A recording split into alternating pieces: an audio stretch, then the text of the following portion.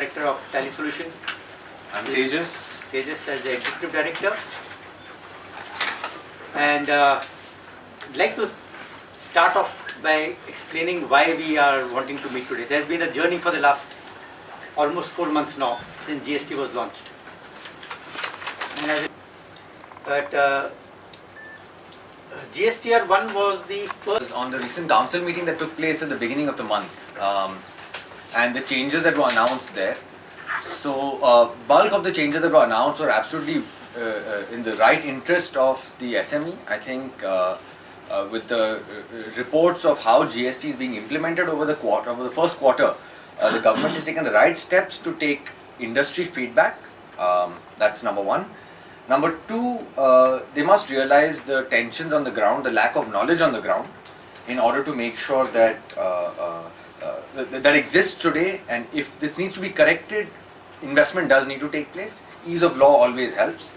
The only point that we would like to also add in is they've introduced one seeming relaxation, which is dealers with 1.5 crore turnovers can file their returns quarterly. This seems like a relaxation because otherwise you would have to file 36 returns a year and so on and so forth. That was the messaging around this. But that's a very problematic statement because it seems like until these dealers file their returns, input credit is not going to be given to their customers, and many of these small dealers deal with larger companies, and larger companies withhold payments. The moment you withhold payments, working capital crunches take place.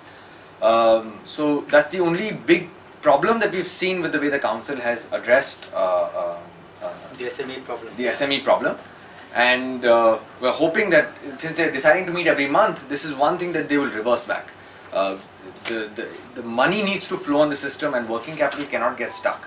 And for working capital not to get stuck, return filing has to happen as fast as possible. Yeah. To 4 of you. So I have filed 4 invoices. You have purchased from 4 different people, including from me. So my invoice will also be available on your GSTR 2. His invoice will also be available. You have to validate that yes, they are indeed your purchases, and that is what you have to sign, and that is called GSTR 2. Now it may be possible that I have failed to file my return. So you will now claim your purchase as saying that look, I have purchased from Bharat Goenka, but he has not filed his return. So please accept this invoice as his supply. So that becomes the purchase cycle. So that's the GSTR 2 cycle.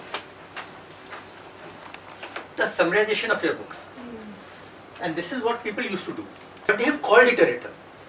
So they have called the submission of invoice as a return. See, businesses are typically dependent upon the speed at which they can complete the transactions, and the transaction must be available all the time.